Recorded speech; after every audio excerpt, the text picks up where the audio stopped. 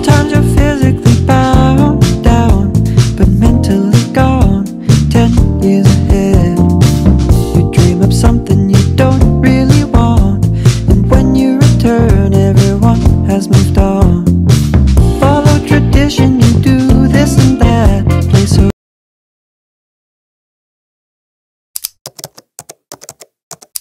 Morning everyone, today is a beautiful day and today we are here at NAIA Terminal 3. So today we have a trip and we are going to Japan. Pabalik tayo ng Japan guys.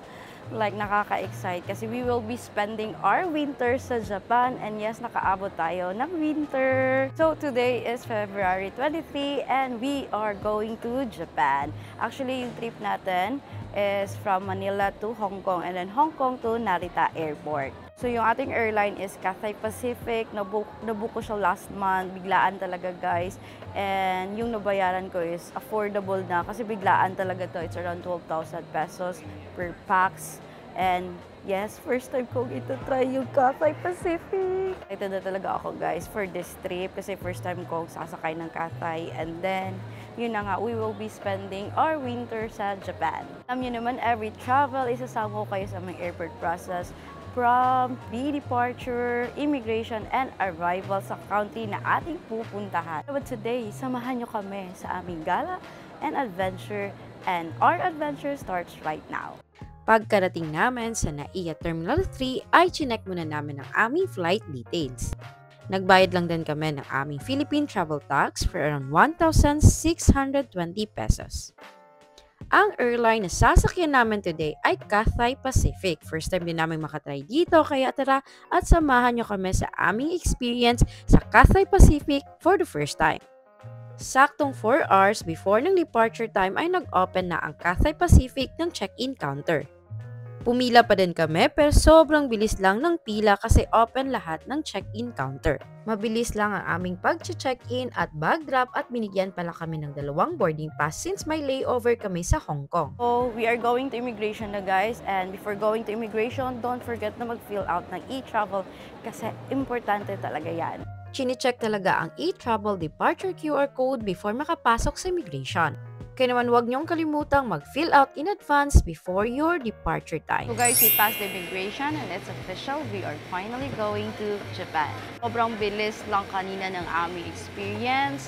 It took us only 10 minutes na makalagpas sa immigration and another 5 minutes para makalagpas sa x-ray screening. Grabe, sobrang bilis talaga ng process ngayon sa immigration.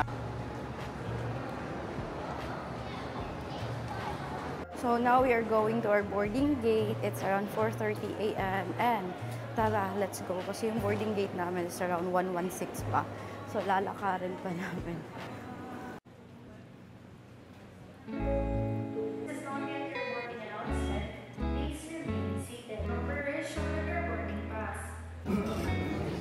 Passengers on Etihad Airways Flight E1.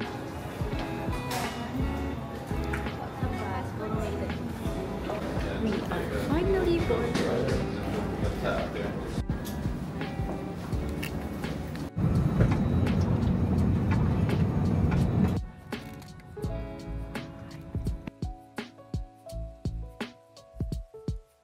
It's my first time na makasakay dito sa Cathay Pacific.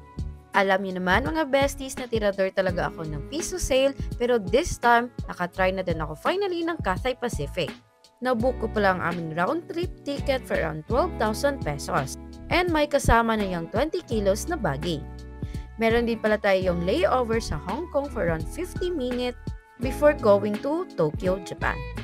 Overall service naman dito sa Cathay Pacific ay napakabongga. And so far satisfied naman kami sa pagsakay dito sa Cathay Pacific. Since may short layover nga kami sa Hong Kong ay medyo kinakabahan ako kasi 50 minutes lang yung allotted time. Buti na lang dito sa Cathay Pacific ay pwede mong ma-check in advance ang inyong connecting flight details. We finally arrived here in Hong Kong. Welcome to Hong Kong. 50 minutes lang yung layover namin dito guys. So, need namin magmadali. Yan. So, ang maganda kasi yung yung dating niya dito is ahead of time. So, sobrang aga pa. Kaya we still have a lot of time para makapunta sa ating next gate. Good luck. We have 15 minutes layover here. So, umaga siyang lumapag. Pero matagal kami nakalabas. So, nakalabas na kami ng plane. And then, let's go guys. Magta-transfer tayo ng gate.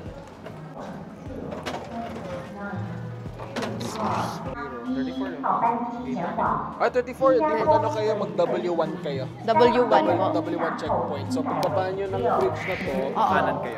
Hindi na kami sasakay ng train. Hindi na. Thank you, thank you. Buti na lang talaga at lumapag ang plane ahead of time at may time pa din kaming pumunta sa immigration. First time ko palang makalapag dito sa Hong Kong International Airport kaya medyo nangangapa pa talaga ako dito. Supposedly 8:05 yung lapag ng plane, but it's 8 a.m. na and we're going to transfer gate. As our nervyosa talaga, grabe talaga yung anxiety ko dito sa layover na to. Pero so far so good naman. Let's see kung after natin makalagpas ng security screening. Medyo malayo pala yung nilakad namin going to transfer desk. Kung meron ka ding layover dito sa Hong Kong ay hindi mo na need dumaan sa immigration. Unless kung may mahaba kang layover at gusto mong lumabas sa airport ay dadaan ka talaga ng immigration. Sa security screening naman ay i-check lang yung mga hand carry luggage mo. So we are done with the security screening and now finally nasa boarding gate na kami talaga guys, departure area na. So we are done with our security screening and we are here sa my boarding gate na. We are going to gate 34. Ayan. Time check, it's 8:20 a.m. Imagine kung hindi maagang lumapag yung plane or na-delay. May iwanan talaga kami guys. But today is a lucky day kasi nag-land yung plane ahead of time. Tapos, time check 8:20 a.m. Andito na tayo sa ating boarding gate going to Narita. Just a lesson learned, huwag talaga kayo mag-book ng short layover. Oh, finally, we made it.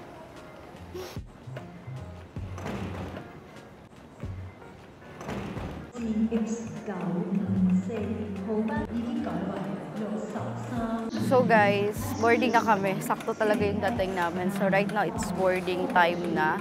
And it's another 4 hours na naman na biyahe going to Japan.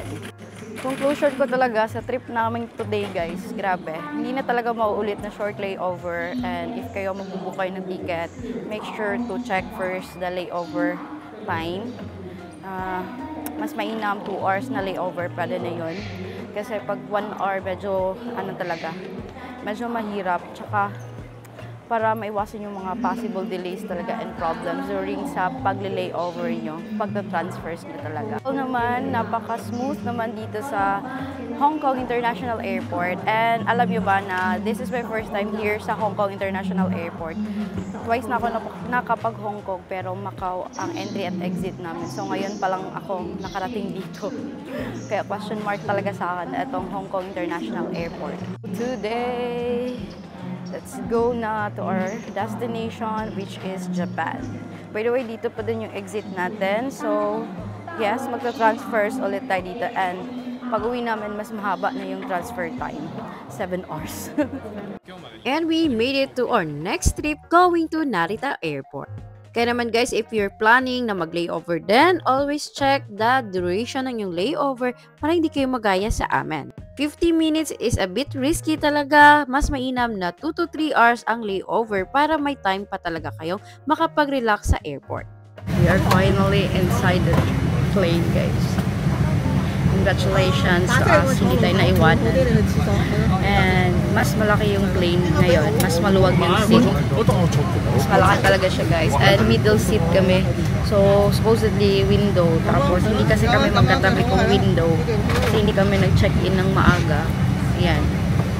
So nag-middle na lang kami para tabi kami guys.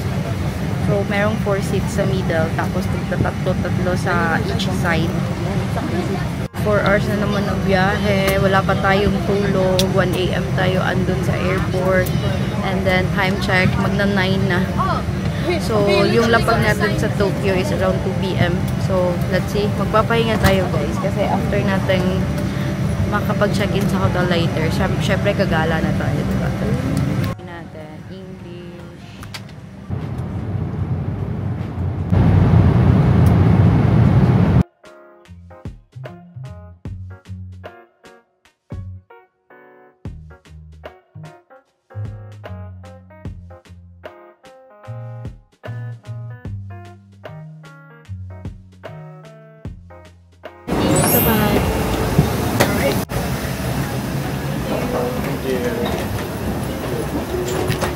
So we finally arrived here in Japan. Welcome to Japan. Ano ba yung updated requirements dito sa Japan for 2025? Yung aming inihanda lang ay yung aming QR code from Japan Web. Bisitahin nyo lang ang Visit Japan Web at ilalagay ko ang link sa description box. Kaka-happy na makabalik finally here in Tokyo. Again and again, welcome to Japan guys. So pag mga ganitong paglapag ng plane, nagmamadali talaga kami para hindi ganun kahaba yung pila sa immigration. Para dire-diretso na lang.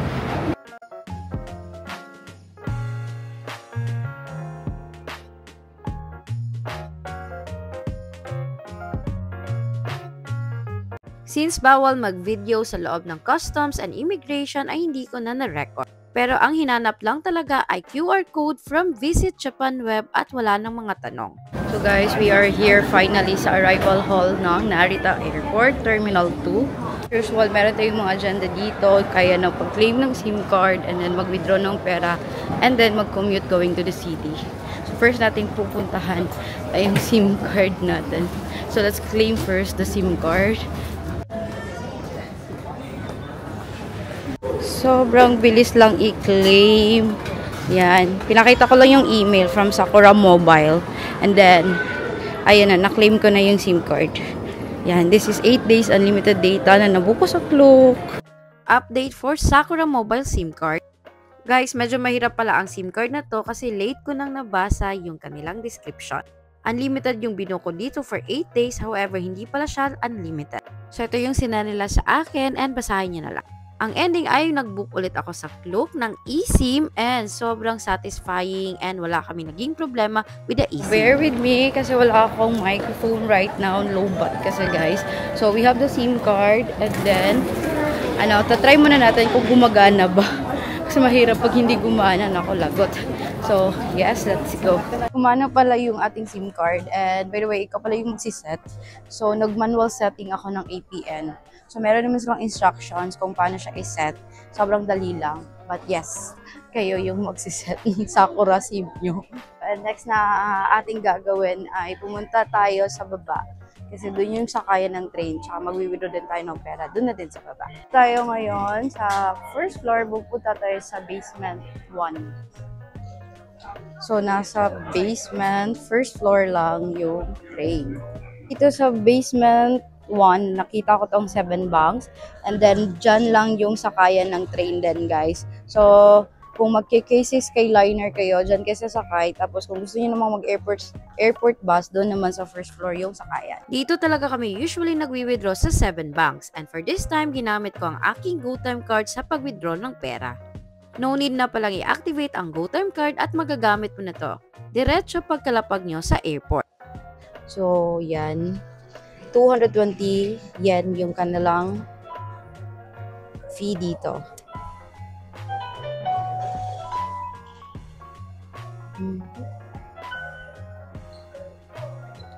Always choose Japan yen.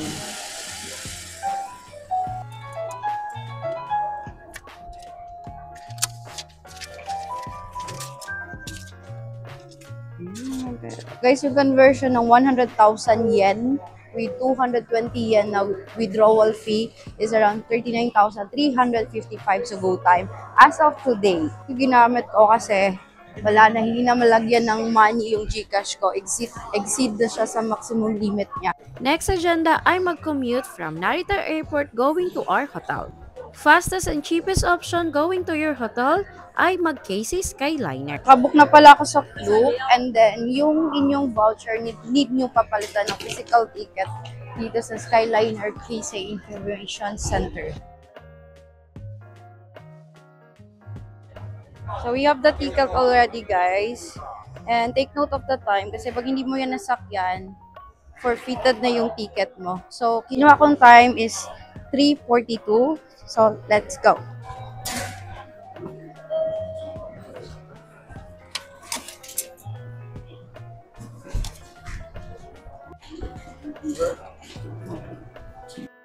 So this is our ticket, guys, and kung makikita nyo, yan, number 3, yan yung car, then merong reserve seat ito, so yung seat namin is stand B, yan, so we will be staying at Nipori. So if you're here, you have two options, pwede kayong mag-bus or mag-train. So if you're staying sa may Shinjuku, guys, or may, dun banda, Shibuya, Shin-Okubu, mas mainam na mag-bus kayo. Pero if sa Ueno, Asakusa, okay din kayo na mag-train na lang. So, yung train na sasakyan is itong tinatawag lang KC Skyliner, which is itong pinipilahan naman right now. First train to, guys, from airport going to Tokyo. And then yung stops niya ay dalawa, Nipori Station at Ueno Station. If you're familiar with Ueno Station, alam niyo naman, marami ding tumitira doon kasi malapit siya sa lahat for the transportation, especially sa etong KC Skyliner na train.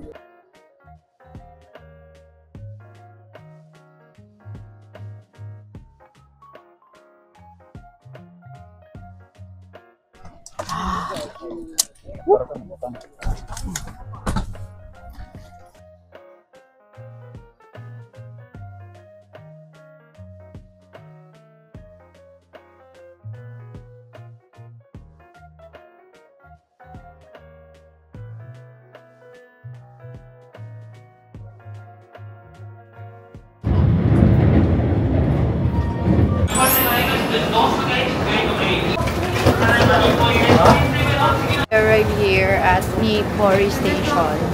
Gate. Oh, ang ganda pala ng Nipori Station.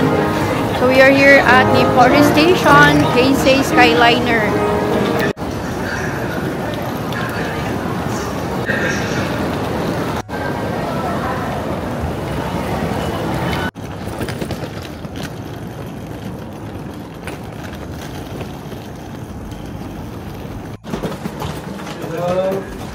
Hello. Thank you. Okay. Thank you. Ang name ng ating hotel dito sa Tokyo ay Nipori Hotel Harmony. And quick room tour para sa inyo. Ito pala yung aming room dito sa Nipori Hotel Harmony. Typical na Japanese room, maliit pero napaka-functional naman lahat. Maganda din kasi meron kaming bintana and ang maganda pa ay separate yung toilet at shower room. Kompleto din dito yung mga necessities such as toothbrush and toothpaste and meron pa silang mga body oil and lotion.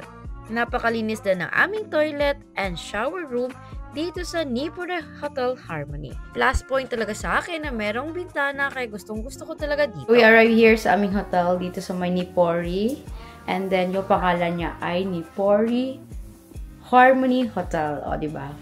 So, sobrang lapit lang niya from Nipori KC Station. At the same time, sobrang lapit lang din ng Yamanote Line. Actually, dalawang line yung meron dito.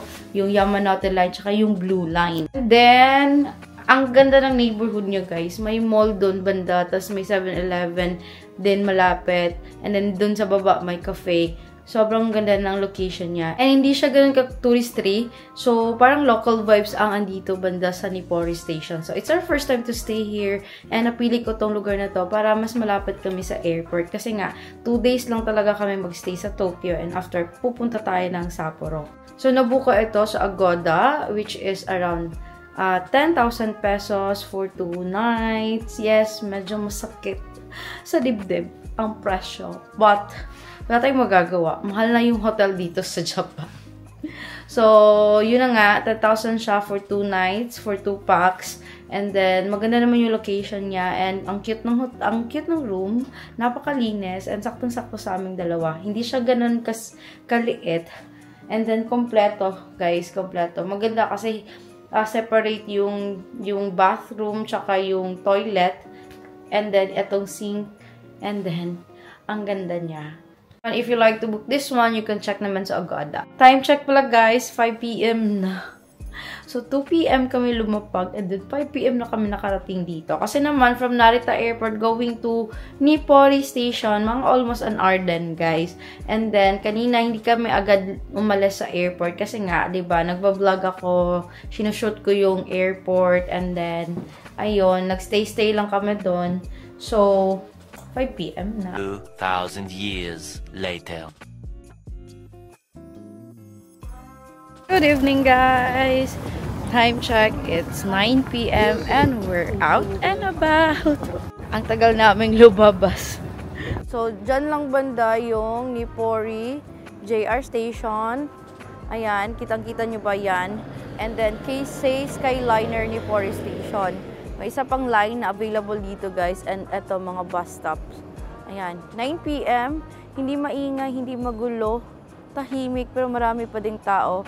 And open pa yung mga stores. Kita yung stores na yan, guys. Papasukin natin yan. Ayan, ang ganda.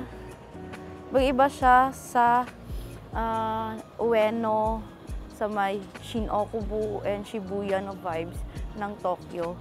And I'm loving the vibes here at Nipori. Still in Nipori. Dito banda, ang daming mga cafes and stores na open pa at 9 p.m. Ayan. Tignan nyo guys, so 980 yan lang yung 10 doon, 10 niya. Marami din kumakaing locals. Let's see kung ano pang meron doon. Ayan. So today is Sunday. Tahimik.